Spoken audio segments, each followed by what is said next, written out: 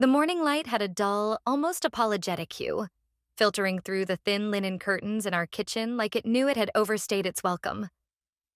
I stood barefoot on the cold tile floor, cradling a cup of weak coffee between my hands. Not because I needed caffeine, but because I needed something to hold. The house was quiet, not the comforting kind of quiet, but the type that settles in when conversation has long since become functional. My husband was finishing his last spoonful of oatmeal. I could hear the sound of metal against ceramic, soft, precise, like everything else about him. He glanced up briefly, offering a faint smile. "You okay?" "Yeah, just thinking," I said without looking at him. That was our rhythm. Check-ins that skimmed the surface. No probing. No drowning. We weren't broken. Nothing dramatic had happened. We didn't argue. Didn't yell. He worked. I managed the house. We had friends, routines, even laughter sometimes. From the outside, we looked like the sort of couple people envied for their stability. And maybe they were right. But stability has a taste too. It's bland, like boiled rice without salt. He kissed me on the temple as he left, his lips dry and familiar. A kiss out of habit. A reflex. I waited for the sound of the front door clicking shut, then exhaled. That kind of breath that escapes only when you're finally alone. I wandered the house like I was new to it, trailing my fingers along furniture I dusted weekly. Everything in its place. Everything as it should be. Except me. When I reached the kitchen again, I stared at the refrigerator. Not out of hunger, just searching for something to fill the blank space inside me. That was when I saw the flyer. A local grocery delivery service I hadn't noticed before. It was taped to the side panel next to a magnet I didn't remember placing. The flyer wasn't flashy, just functional. A QR code, a number, a promise of convenience. I scanned it with my phone. I didn't need anything, really, but I filled the cart anyway. Milk, bananas, a box of herbal tea I rarely drank. I scheduled the delivery for the afternoon. There was something oddly thrilling about it, as if I had made a decision that hadn't been pre-approved by habit. The rest of the day passed in a soft blur. I tidied up rooms that didn't need tidying, folded laundry that could have waited. Around 3, I heard the doorbell. I hesitated, then walked to the side entrance where we usually received packages. When I opened the door, I wasn't sure what I expected. Certainly not him. He stood there in a plain navy hoodie and work pants, holding 2 paper bags. He wasn't tall or conventionally attractive, but there was an ease about him, like he belonged exactly where he was, in contrast to me, who always felt slightly misplaced in my own skin. His eyes flicked up to meet mine, not in a hurry, not apologetic. "Delivery for..." He glanced at the receipt. "You, I guess." I nodded, not trusting my voice, and reached for the bag. Our fingers brushed, barely, but it was enough to jolt something I didn't know had fallen asleep. He didn't pull his hand back right away. He smiled. Not the kind you give a customer. It was softer, more curious. "You read this?" he asked, pointing at the paperback resting on the counter behind me. I had left it there earlier, face down. "Sometimes," I said. He nodded slowly, as if cataloging something about me, then handed over the other bag. "Have a good day." And he left. I stood there for a long moment, watching the spot where he'd been. The air still felt charged. I set the bags down and opened the nearest one. The groceries were just groceries. No special lighting, no secret note. And yet I felt like someone had just whispered something into my neck. That night, I got ready for bed earlier than usual. I brushed my hair slower, applied lotion to my arms and legs, not out of routine, but with a kind of care I hadn't shown myself in years. In the mirror, I saw not a wife, not a woman ticking off another day. I saw someone waiting. For what, I didn't know. My husband came in and kissed me goodnight. He asked how my day was. I said it was fine. We turned off the lights. The bed was warm, our bodies separated by a gentle silence. He fell asleep quickly, the rise and fall of his breath steady beside me. I lay there, eyes open to the dark, my skin still tingling from a touch that hadn't meant anything. Except it did. It had to. I kept replaying that moment at the door. His gaze.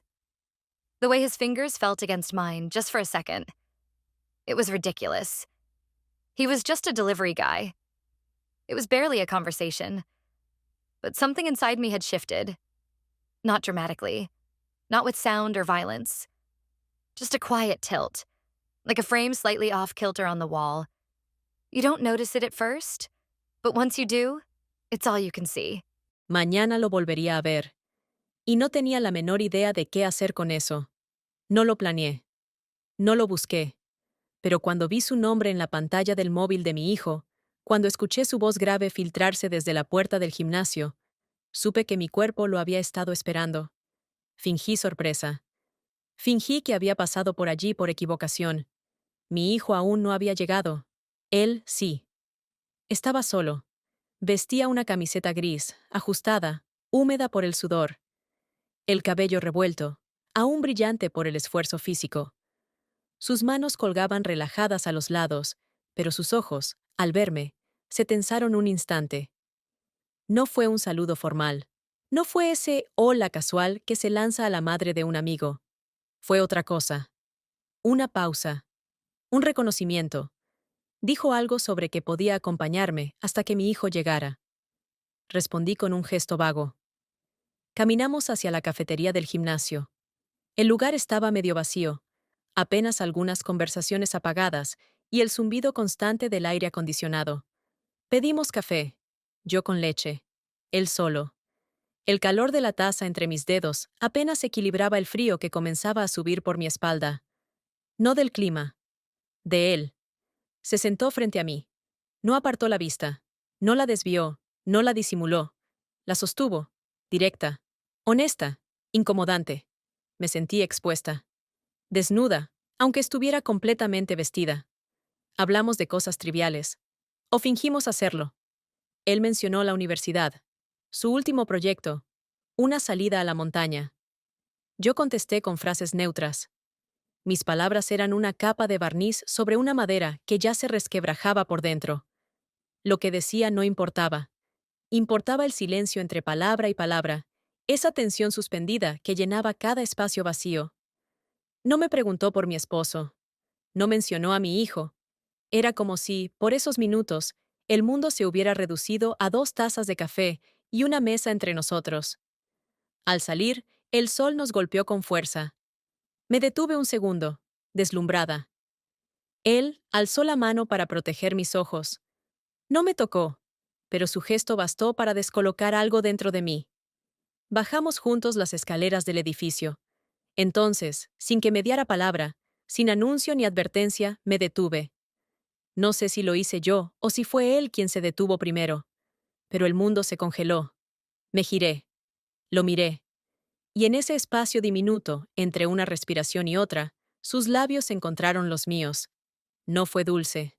No fue cuidadoso. Fue directo, con la urgencia contenida de lo prohibido, con la brutal honestidad de 2 personas que ya no pueden sostener la mentira de la distancia. Sentí sus dedos en mi espalda, apenas rozándome. Mis manos no supieron dónde apoyarse. Me quedé inmóvil, dejándome besar. Y luego respondí, porque había algo en mí que había estado esperando exactamente ese contacto. Esa boca. Esa decisión. No duró más de lo que dura un semáforo. Pero fue suficiente. Nos separamos en silencio. Yo no hablé. Él tampoco. Sus ojos estaban abiertos, atentos a mi reacción. No hubo disculpas. No hubo justificaciones. Solo esa mirada que me pedía que no negara lo que había pasado, que no pretendiera que fue un error. Caminé hasta mi coche. Me temblaban las piernas. Cerré la puerta, apoyé la frente sobre el volante. Mi respiración era irregular. El latido en mi garganta era tan intenso que casi dolía. La pregunta no era por qué lo había hecho. La verdadera pregunta era por qué no me sentía culpable. En el camino de regreso, todo parecía distinto. Los árboles, la radio encendida, los semáforos, como si el mundo hubiera cambiado de textura, más denso. más real. En casa, la cocina me recibió con su olor habitual, café viejo y pan tostado. Mi esposo no estaba.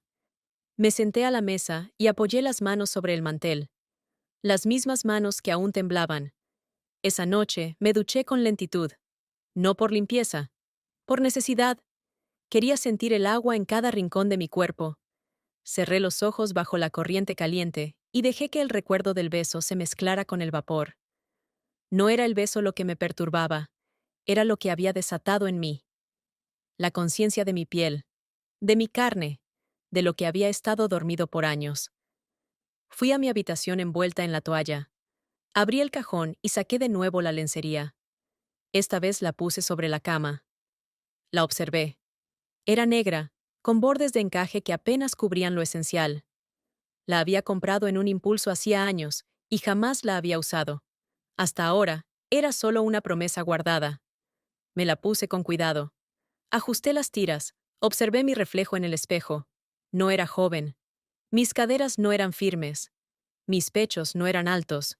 Pero había algo en mí que aún podía provocar deseo. Lo vi en sus ojos. Lo sentí en su boca. Entré al dormitorio. Mi esposo ya dormía. Me acosté a su lado. No dije nada. No me moví. Cerré los ojos. En mi piel aún estaba el fantasma de otros labios. No sentí remordimiento. Sentí vida. He laughed softly, and it cracked something in me. The kind of laugh that didn't demand anything, that simply acknowledged being here, being human. We talked. About nothing. The weather, traffic, coffee preferences. But under every word ran a current, like music playing under dialogue in a film. You don't hear it unless you listen for it. But it changes everything. Then it happened. He set his cup down. I was still holding mine. He stepped closer. Not a full step. Just enough. I didn't move back. My breath caught in my throat, but I didn't release it. You know, he said slowly, I should probably go. You should, I replied. But neither of us did. He tilted his head slightly, eyes fixed on mine. I could feel the heat from his skin before I felt his lips. The kiss was soft, not tentative, just deliberate. He kissed like someone who knew how, not rushed, not demanding, just present. I don't remember closing my eyes.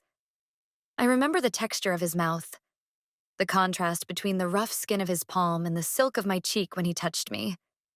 I remember the warmth that pulsed through my chest, not lust, not yet, but longing, recognition.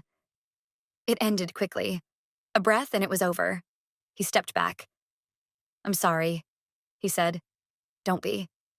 He nodded, then walked to the door, paused, opened it, and left. I stood in the kitchen, tea now cold in my hand, every cell in my body lit from within.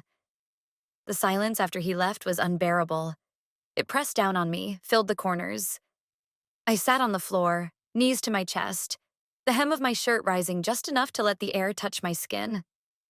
My nipples tightened against the cotton. My stomach fluttered. My lips still tingled. That night, when my husband came home, I was in the kitchen again. Hair brushed, shirt changed. He kissed my cheek and asked what I'd done today. Nothing much, I said. He didn't notice anything different. We watched a movie together. I don't remember which one. He dozed off midway. I watched him sleep. His face relaxed, jaw slack, body curled slightly toward the backrest. He looked peaceful, trusting. I turned the TV off and walked into the bedroom. Undressed slowly. Stood in front of the mirror again. My shirt dropped to the floor. I traced my lips with my finger. I remembered. It wasn't love. It wasn't betrayal. Not yet. But I knew now what it felt like to want. And to be wanted back. The days that followed were like walking through water. Slow, distorted, and far too quiet. Everything around me carried a faint echo of that moment in the kitchen, as if my world had been tilted just slightly off its axis. I continued to function, because function was second nature. I cleaned, I folded clothes, I answered emails, I watered plants. My hands moved on autopilot, but my thoughts had taken up residence somewhere else entirely. The kiss hadn't changed my life. It hadn't destroyed anything, but it had unsettled the very foundation I'd built my sense of self upon.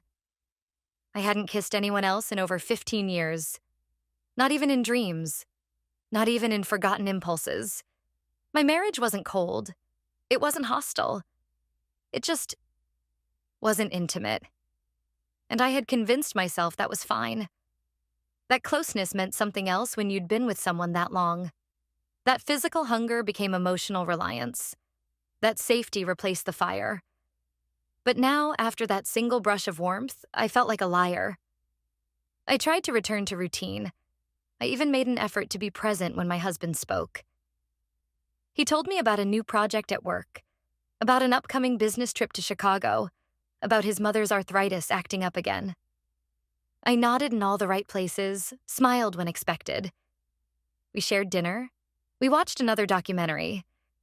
He reached for my hand on the couch and I didn't pull away, but my fingers stayed limp in his. He noticed. I know he did. He didn't say anything, but the silence after was loaded. Not accusatory, just waited. As if he'd started a sentence in his head and decided not to finish it out loud. That evening, while he worked on his laptop in the study, I found myself standing in the hallway, looking at the closed door. I could hear the gentle clacking of keys. That sound had become his background music. His real soundtrack. I waited a moment longer before retreating to the bedroom. I lay down in the dark, but sleep didn't come. My body felt restless, overly aware of every thread in the sheets, every wrinkle in the pillowcase. My skin was alert, as if expecting to be touched. It wasn't desire in the way people imagine it. It was deeper than that. A need to feel real, seen, wanted without pretense or obligation. The next morning, I didn't check the delivery app.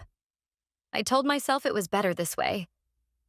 But when I opened the fridge and saw the untouched milk from last week's order, I felt a pull in my stomach. He had touched that carton. Briefly, indirectly. But still, by late afternoon, my husband surprised me. He came home earlier than usual, holding a bottle of wine and a slight smile. "I thought we could go out tonight," he said. It wasn't a question. It was more like a proposal. Hesitant but hopeful. I agreed, of course. I always did. I dressed carefully. Nothing too obvious. A navy blouse with a delicate neckline, a pair of simple gold earrings I hadn't worn in months. I took my time with mascara, smoothed my hair. When I stepped into the hallway, he looked up from his phone and smiled, genuinely. "You look beautiful," he said. I thanked him, my voice soft.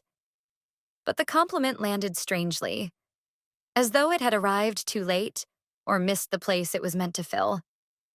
We went to a familiar restaurant downtown.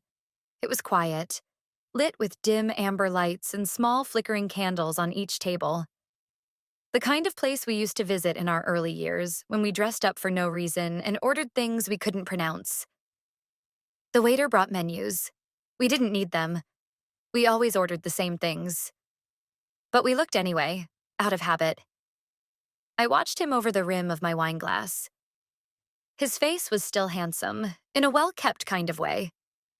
There were new lines near his eyes, a little more gray at his temples. But it suited him. He was still the man I had chosen. Still the one who had held my hand during long waits in hospital rooms, who had unpacked boxes with me when we moved into this house, who remembered how I took my coffee even when I forgot. But I no longer knew if he saw me. Not the woman he married, but the one I had become in the years since. We ate. We spoke. The conversation hovered on safe topics. His work, a mutual friend's new job, a renovation show he thought I'd like. He made an effort. I did too. But something was missing between us. Not animosity, just absence. As we waited for dessert, he looked at me for a long moment. His fingers traced the stem of his glass. Then he said, "You've been somewhere else lately." I looked down at the tablecloth, its soft linen fibers suddenly fascinating. "I don't know what you mean." I said, not unkindly. He smiled, but there was no joy in it. I think you do. A silence settled. Not angry, just truthful. I didn't reply. There was nothing safe left to say. On the drive home, I stared out the window. The city passed by in soft blurs of light and motion. My hands were folded in my lap. His were on the wheel, 10 and 2, like always. When we arrived home, he opened the door for me. A small gesture. Familiar. But when our hands touched briefly as I stepped out, I didn't feel the warmth I expected. Not rejection. Just nothing. We went to bed early. He kissed me again. I responded lightly, enough to reassure. He pressed closer, as if searching for something. I didn't pull away, but I didn't reach back. After he fell asleep, I lay awake once more. I stared at the ceiling, trying to catalog what I was feeling. Guilt wasn't the right word, nor was desire. It was a mix of sadness and craving, like a song you remember but can't quite hum. I wanted to want him. I wanted to return to the safe simplicity of what we had. But I couldn't unknow the way my body had answered to someone else's presence. I couldn't forget how alive I had felt in the middle of a weekday morning, with grocery bags in my arms and a stranger's lips on mine. It wasn't love. Not even infatuation. It was just the beginning of something I hadn't allowed myself to imagine before. And somewhere, deep in the space between silence and confession, I knew it wouldn't end here. I didn't intend to see him again. At least, not that week. I'd told myself it was a moment, an impulse. Strange and intense, but self-contained. I clung to that narrative like it could undo everything that had been stirred inside me. I busied myself with tasks, filled the hours with errands I would have usually delayed, baked things I didn't even want to eat, reorganized drawers that no one touched. And yet, in the quiet spaces between movement, he returned to me. Not as a fantasy, not as some adolescent daydream, but as a presence. One that lived behind my ribs and made it difficult to breathe without remembering. Still, I stayed away from the app. For 4 days, I avoided it entirely. I was proud of that. Or maybe just determined to feel proud. I went to the store myself, carried my own bags. At the checkout counter, when the clerk smiled at me and asked if I wanted paper or plastic, I nodded absently, unhearing. I couldn't focus on anything outside my own skin. It didn't matter how many things I put between us. He had already settled somewhere deeper. Not in my schedule, not in my habits, but in the space I hadn't realized was empty until he walked into it. On the 5th day, I saw him again. Not at the door. Not because I ordered anything. I saw him by chance, if there is such a thing. I was walking home from the florist. I had bought a small bouquet of tulips on impulse. Yellow. Not my favorite, not even close, but something about their brightness made me feel momentarily lighter.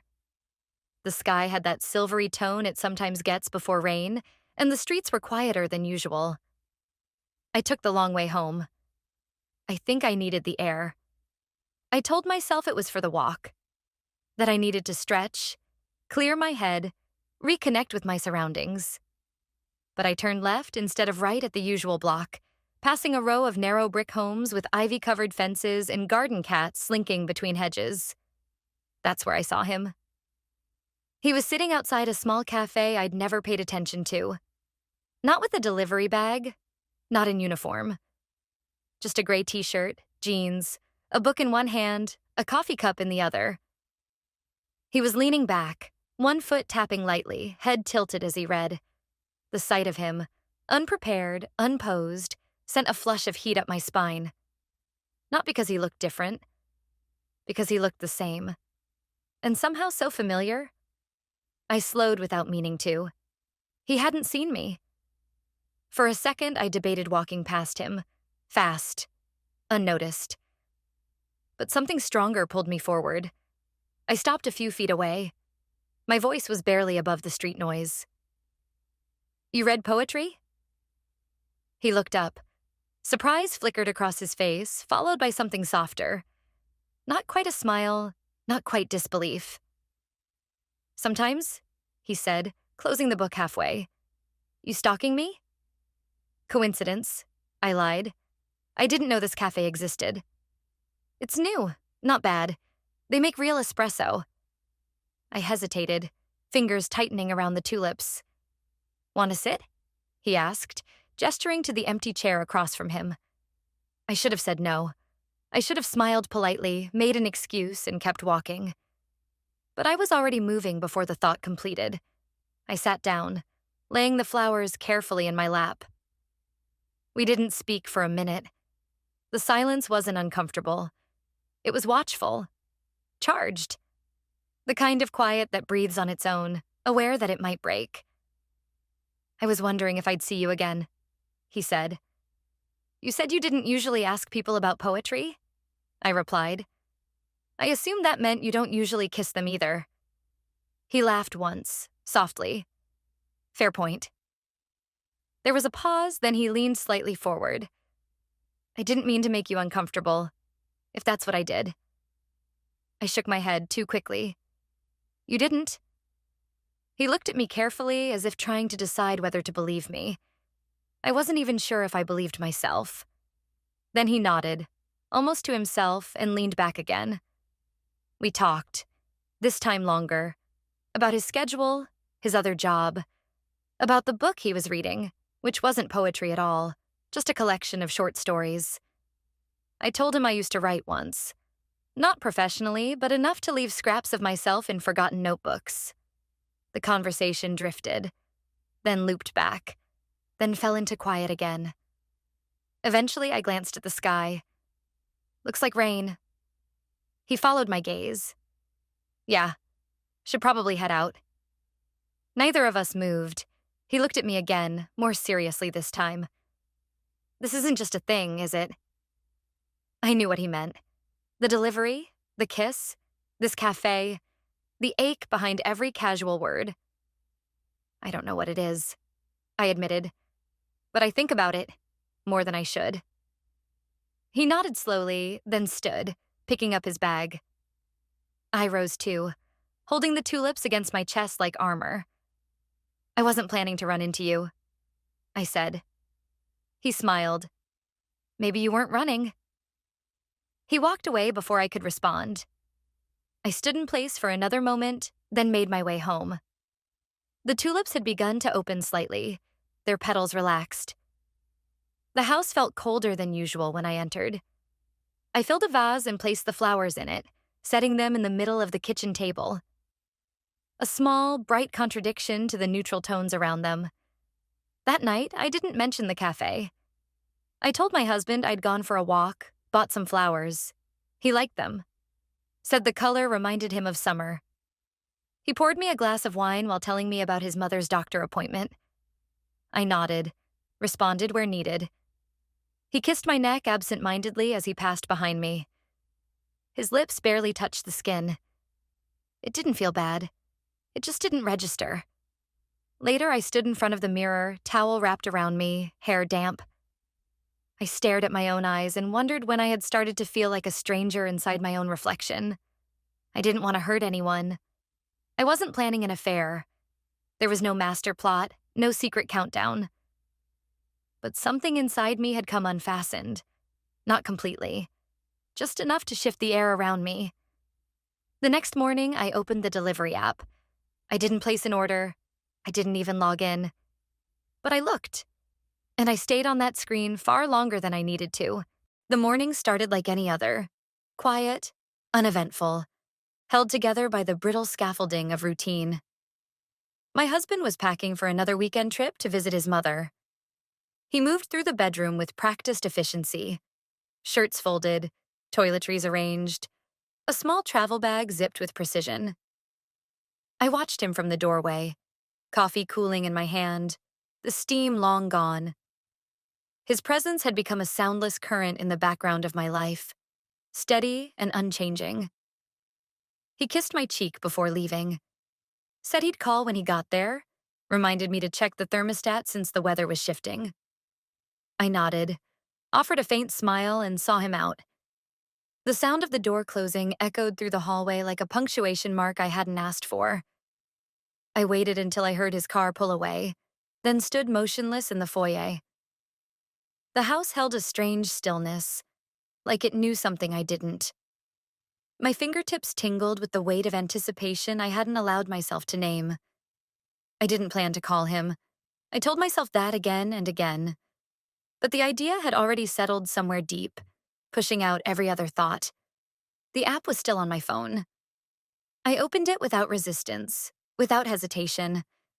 My thumb moved through the menu as if guided by memory rather than intention. This time, I didn't bother with pretense. I ordered only one item, an overpriced herbal tea I never drank. I set the delivery time for early afternoon. It was late enough to shower, to prepare, but not so late that the light would be gone from the windows. I stood in front of the closet for too long. Everything I owned felt wrong. Too stiff, too casual, too obvious. Eventually, I chose a silk slip I hadn't worn in over a year and threw a loose cardigan over it. Barefoot, I moved through the house in silence, as if any sound might disrupt the fragile balance of what I was allowing to happen. When the doorbell rang, I didn't jump. I opened the side entrance and there he was. Again, without his uniform, wearing a black t-shirt and jeans, the delivery bag slung over one shoulder. His eyes met mine and held them. He said nothing. Neither did I. He stepped inside. I closed the door behind him, the latch clicking with an almost ceremonial finality. The air was dense between us, thick with the unsaid. "I wasn't sure you'd actually call," he said, voice low. "I didn't," I answered. "I just ordered tea." He smiled, barely. The kind of smile that doesn't reach the surface but simmers somewhere beneath. He set the small paper bag on the kitchen counter but didn't step away from it. His body remained turned toward mine, his gaze following every slight movement I made. "I miss seeing you," he said. I didn't answer. Words felt too fragile, too capable of breaking whatever was already unraveling between us. Instead, I walked past him, slowly, and gestured toward the hallway. He followed. We didn't go to the bedroom. That would have been too loud, too official. We ended up in the guest room, a space untouched by routine. The sheets were crisp, the air faintly musty from lack of use. I sat on the edge of the bed, my legs tucked to the side, fingers resting lightly on my knees. He stood in the doorway for a moment longer, as if testing the weight of what we were doing. Then he came closer. The silence stretched thin. Every movement was magnified. The way his hand reached for mine. The way I let him. The way he leaned in, not asking for permission, just reading the room. My breath. The subtle way I tilted my face upward. The kiss this time was different. Not soft. Not searching. It was certain. There was nothing hesitant in it. Nothing casual. His mouth met mine like a decision that had already been made, and my body responded before my mind had time to interfere. His hand slid into my hair, the other resting against my waist, and everything narrowed to that one point of contact. I didn't stop him. I didn't want to. I felt his weight, his warmth, the solid realness of him. Not fantasy, not illusion, just breath, skin, muscle, life. We didn't speak. The room held our bodies like it had been waiting for us, like it had been made for this suspended hour where nothing else existed. There were no declarations, no promises, just the sound of breath mingling and the soft creak of the mattress beneath shifting weight. When it ended, we stayed there, side by side, not quite touching. I watched the light shift across the ceiling, my chest rising and falling in a rhythm I hadn't felt in years. He turned his head toward me. "This isn't fair to you," he said eventually. Or to him. I nodded, but I didn't ask him to leave. Eventually he stood, adjusted his shirt, and sat on the edge of the bed to put his shoes back on. The normalcy of that action struck me like a slap. How easily we returned to roles, to manners, even when the ground had shifted beneath us. He didn't say goodbye. He just looked at me once more before disappearing down the hallway and out the door. The house was still again. I lay on the bed for a long time. I didn't cry. There was no guilt, not in the way I expected. There was something else. A low, persistent ache. Not regret. Not relief.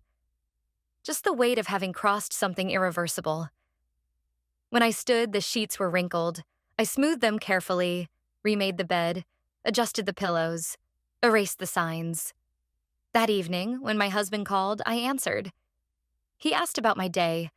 I said it had been quiet. He told me about the long drive, about his mother's new medication, about how she asked if I'd come next time. I agreed, said I would. My voice was even. Natural. After we hung up, I took a long shower. Let the water run down my body, scrubbed harder than necessary. But I didn't feel cleaner. I walked through the house barefoot, lights dimmed, fingers trailing along the furniture. In the kitchen, the bag of tea still sat on the counter. I didn't put it away. I didn't drink it. I just stood there, staring at it while the silence folded itself around me again. More familiar this time. More permanent. And somewhere deep in my chest, behind all the stillness, lived the quiet knowledge that I would see him again. Not because I planned it. Because now I couldn't not. The air inside the house had changed. It wasn't just in my head. There was a different texture to everything. The way sound moved through the rooms. The way my footsteps echoed slightly different on the hardwood, as if the floors were adjusting to something new. I felt it in the mornings especially, that strange, quiet charge, like the moments before a storm when the sky forgets how to breathe. After that day in the guest room, I thought something in me would settle, that the gnawing ache, the constant pull would subside, having had what it wanted. But it didn't. If anything, it intensified. I was more aware of myself than ever, of my body, my mind, my pulse. I moved through the house like someone who had taken off a mask but wasn't quite ready to look in the mirror. I expected to hear from him. A message, a knock, anything. But the next day passed. Then the next, and another. And he didn't come. I checked the app more than once. Pretended I was browsing for something we might need. I added items to the cart, deleted them, then added them again. But I never placed the order. Not because I didn't want to see him. I did, painfully. But because I didn't want to be the one who chased. I told myself I'd wait. If he wanted to reach out, he would. I waited 4 days. On the 5th, a delivery notification lit up my phone. The same service, but it wasn't my account. It was his name, and the delivery was for another address. I stared at the screen for a long time. That should have been the end of it. A signal, a boundary. But it wasn't. I created a new profile. Entered a neighbor's address 2 streets over. I knew the neighborhood well enough to pick a house that was usually vacant, an older couple who traveled often. I scheduled the delivery for the same afternoon, around the time he'd typically be on this route. It was stupid. Reckless. But my hands moved like they belonged to someone else. I dressed without thinking, but with intention. A simple dress, one I hadn't worn in over a year. Soft cotton with a neckline that dipped just enough to remind me of how my skin responded when watched. I tied my hair loosely, left my lips bare. Nothing calculated, but nothing accidental either. I walked to the house 15 minutes before the scheduled delivery, stood at the corner of the porch like I belonged there. The doorbell had a small crack in it, the paint peeling just enough to match the way I felt inside. Intact from a distance, but fragile up close. When he turned the corner and saw me, something shifted in his stride. Not hesitation, just recognition. His eyes met mine and didn't flinch. "I should have known," he said, stepping closer. I didn't know what else to do. His jaw tightened, not with anger, but with restraint. He handed me the paper bag, fingers brushing mine. That now familiar current passed between us like a language without words. I haven't stopped thinking about you, I said, quietly. He looked down, then back up. I thought maybe you regretted it, that maybe I'd overstepped. You didn't. He exhaled, slow and measured. Then, after a pause, I didn't come back because I didn't want to make it worse. For you. It's already worse, I replied. But pretending it didn't happen doesn't fix anything. We stood there, two people in the wrong place at the wrong time, doing something that felt more honest than anything else in our lives. He reached up and touched my face, just barely, like testing if I was real. His thumb traced my cheekbone. That small gesture hit harder than any kiss. It wasn't lust. It wasn't performance. It was longing, pared down to its purest form. Neither of us moved forward. We didn't cross any lines. The line had already been erased days ago. When he left, I didn't watch him walk away. I turned and sat on the steps of the porch, holding the paper bag like it meant something. I stayed there for almost an hour. Later that evening, I stood in the bathroom and stared at myself in the mirror. My face looked the same, but it wasn't. There was something behind my eyes now. Some unspoken knowledge that had burrowed deep and wouldn't leave. My husband returned from his trip that night, tired but talkative. He hugged me when he came in, held me for a second longer than usual. Maybe he sensed something, or maybe he was just glad to be home. We sat at the table while he ate leftovers. I poured wine, listened as he told me about the drive, the traffic, how his mother seemed better this time. I nodded, asked questions where it made sense. He smiled at me once, eyes soft. You seem different, he said. In a good way. Calmer. Maybe I just missed you, I answered. It wasn't a lie. I did miss him. His presence, his certainty. The version of myself that used to find comfort in that. He reached for my hand across the table. I let him hold it. Later that night, as we lay in bed, he turned to me, touched my waist beneath the sheets.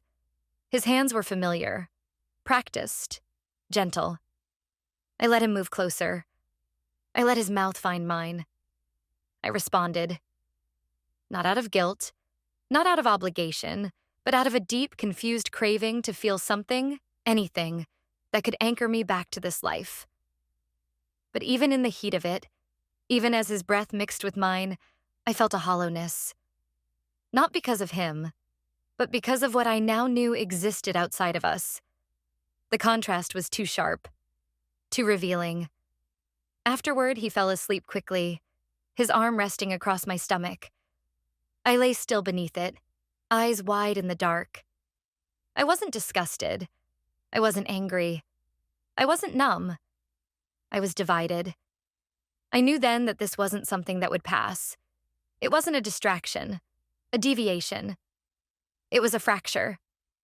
And I was no longer sure which side I wanted to stand on. When morning came, I made breakfast like usual.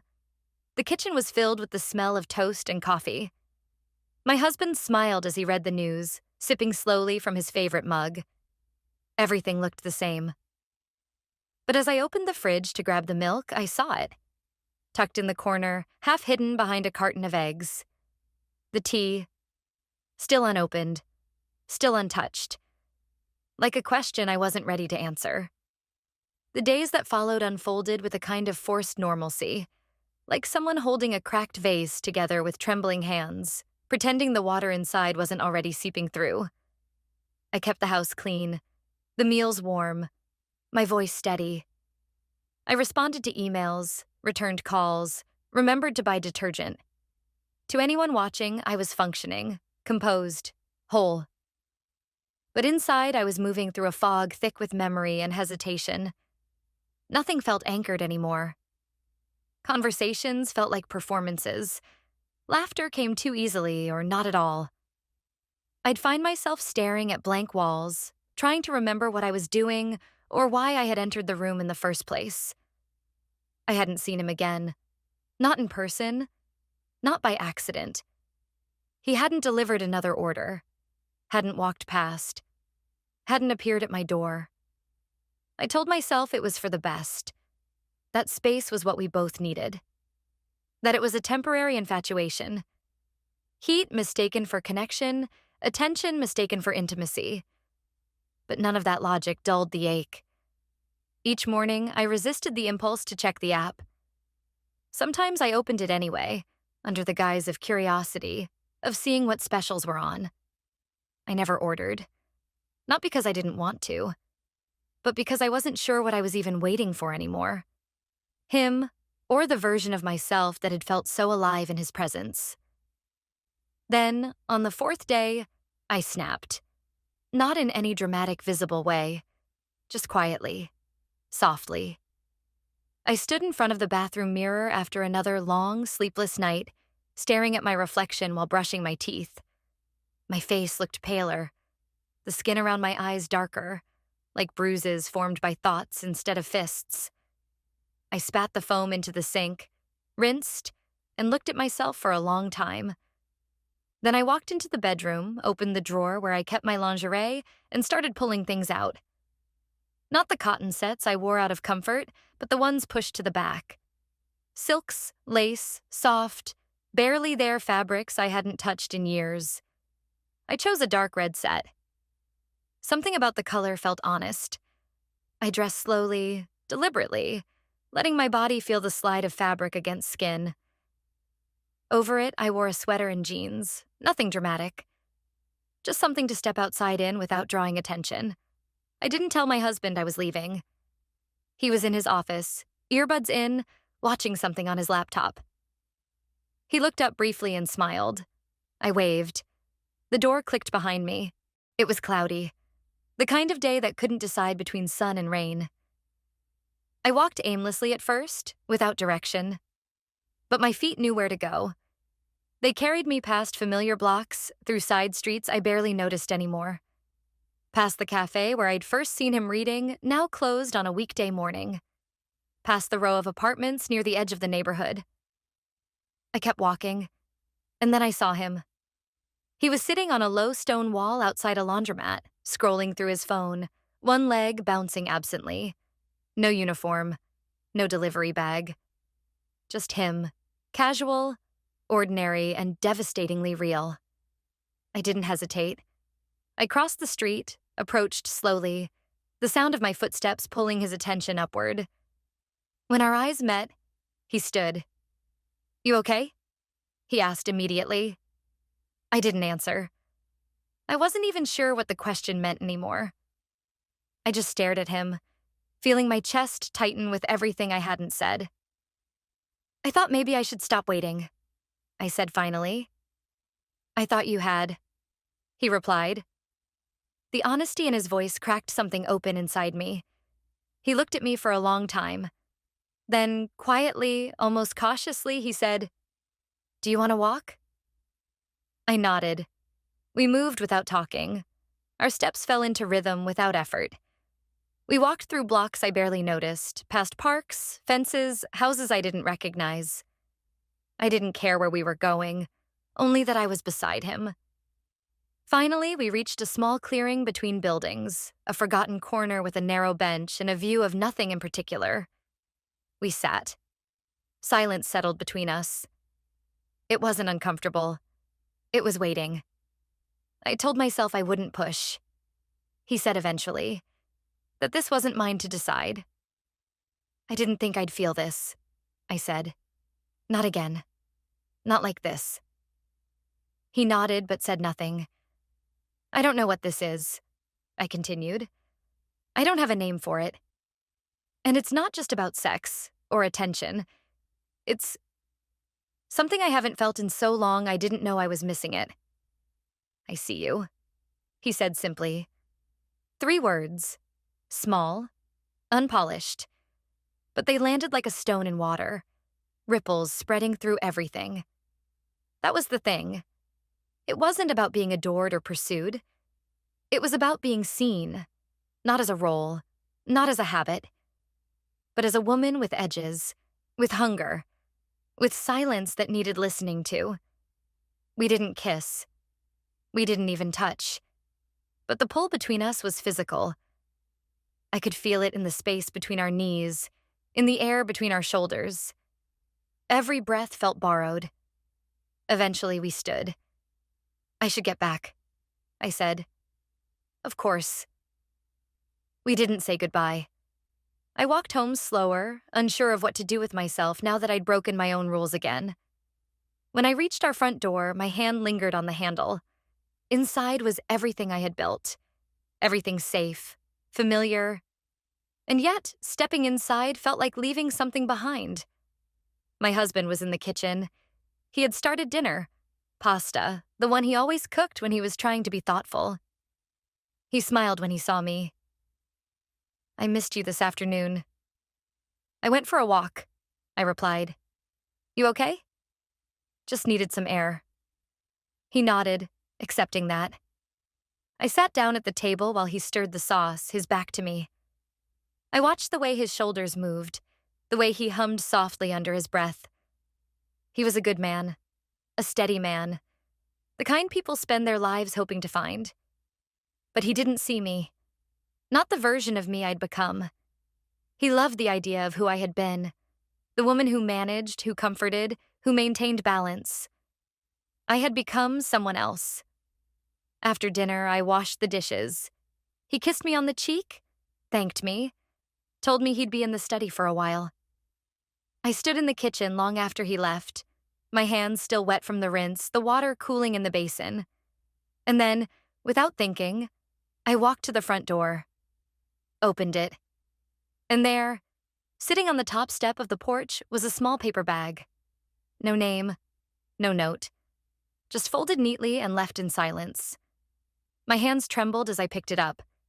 Inside was a single item, the same tea I had ordered that first day, unopened. I stood in the doorway for a long time, bag clutched to my chest, the night air brushing against my skin like a question waiting to be answered. I didn't sleep that night. I lay in bed beside my husband, his arm draped across my hip in a gesture so habitual it barely registered. His breathing was steady, deep, the sound of someone at peace, unaware of the storm forming in the same bed.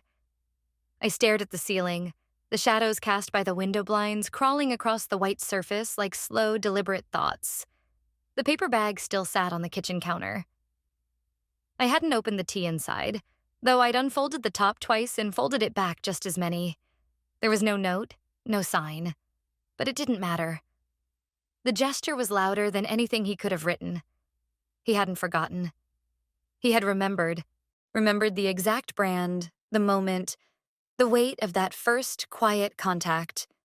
And he had brought it back to me, not with expectation, not with demand, but with clarity. He knew, and now I did too.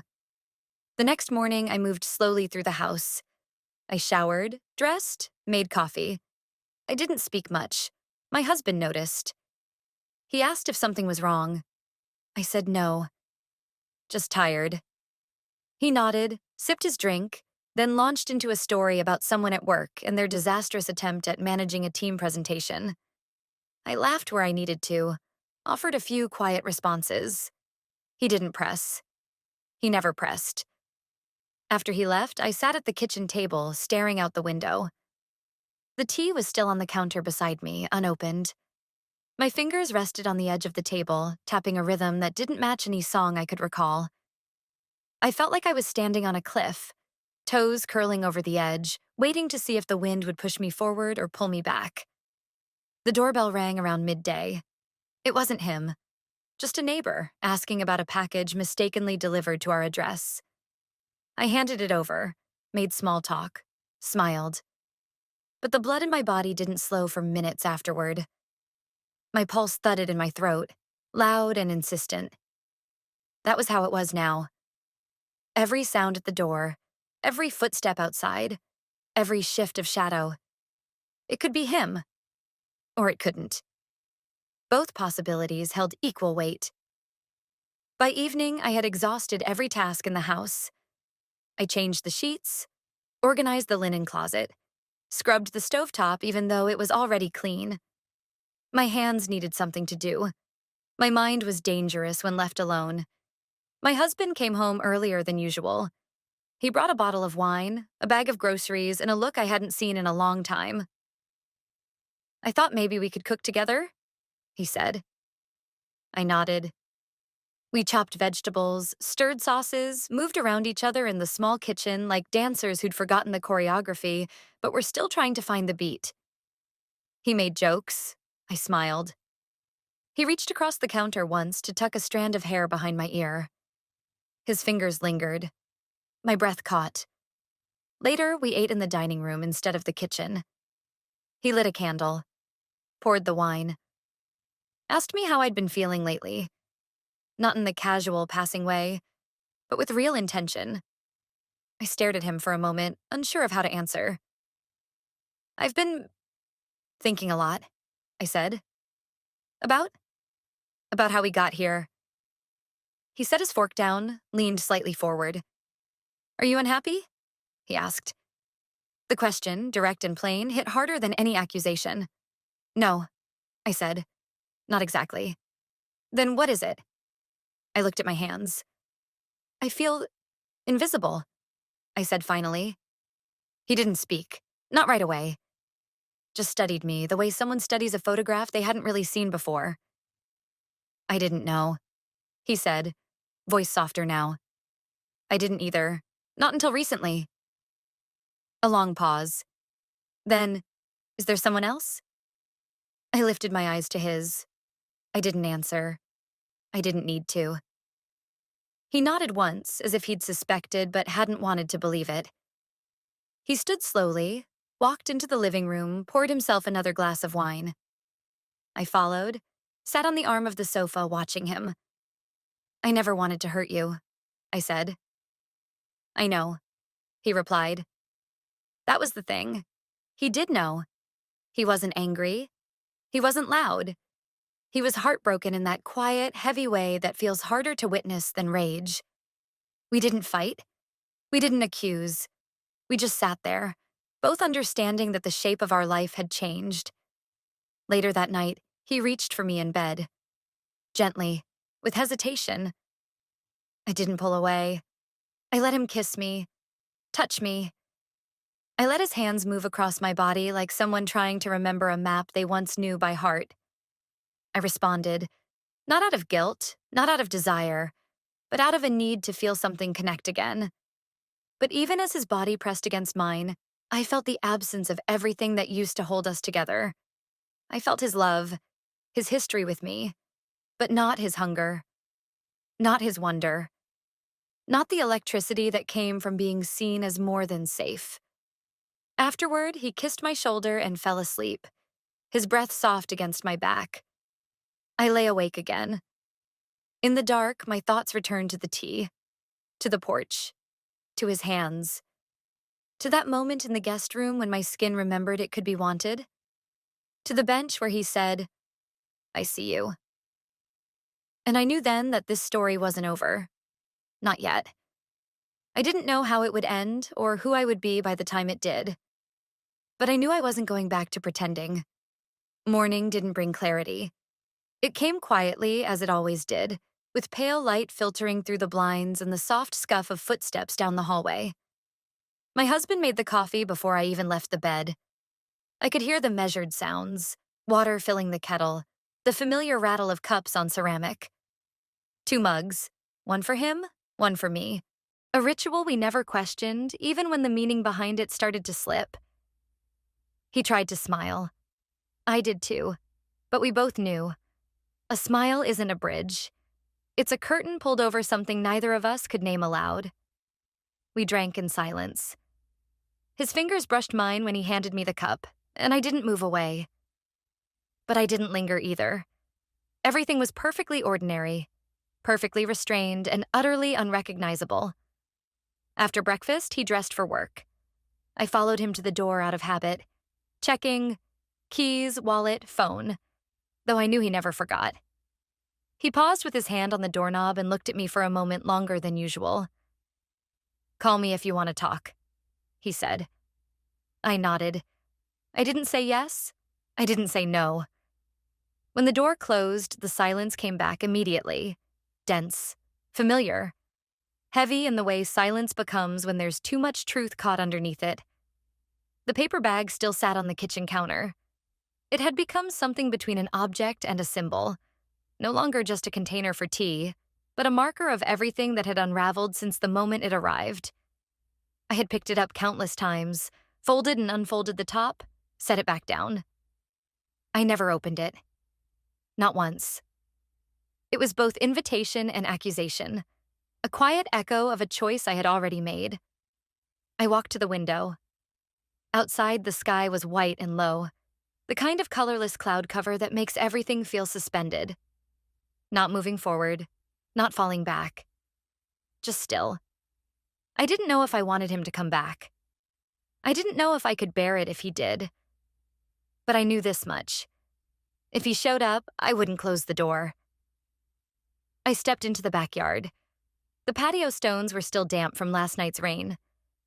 I pulled a cardigan tight around me and walked to the bench under the old tree where my husband and I used to sit with glasses of wine in the early summer.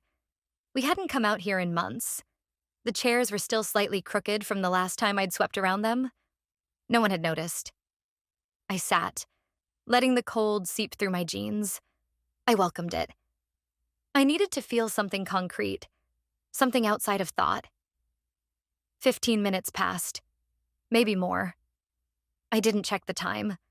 I simply sat there, surrounded by the ordinary life I had once clung to so tightly. Then I heard footsteps, not approaching with confidence, not heavy or fast. Just there. A slow rhythm across the gravel path on the other side of the gate. I didn't turn. I closed my eyes for one breath, then opened them. He stood just outside. No delivery bag, no uniform.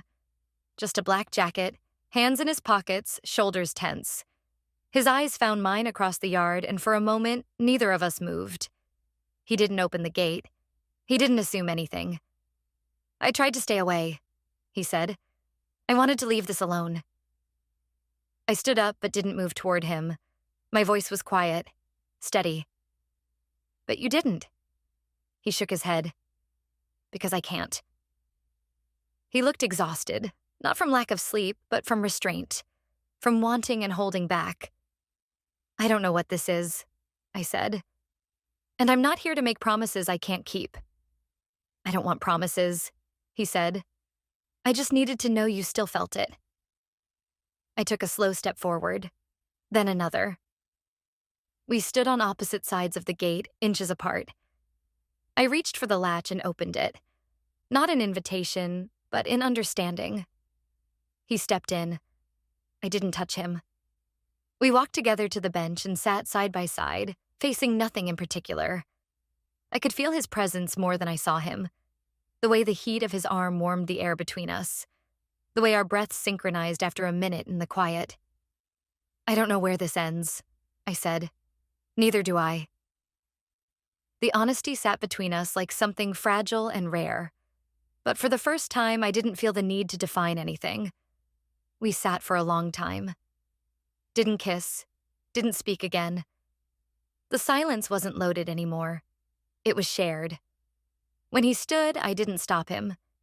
He didn't linger. After he left, I stayed outside. The wind had picked up slightly.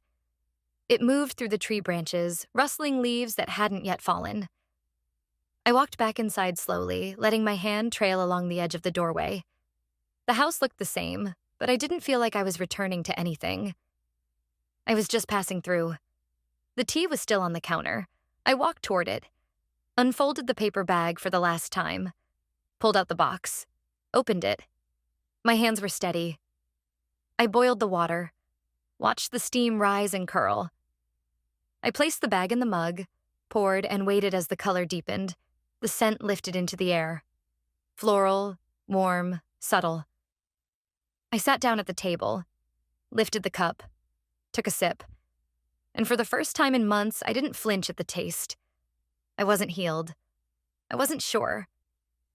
But I wasn't afraid anymore. Not of him. Not of the silence. Not of myself.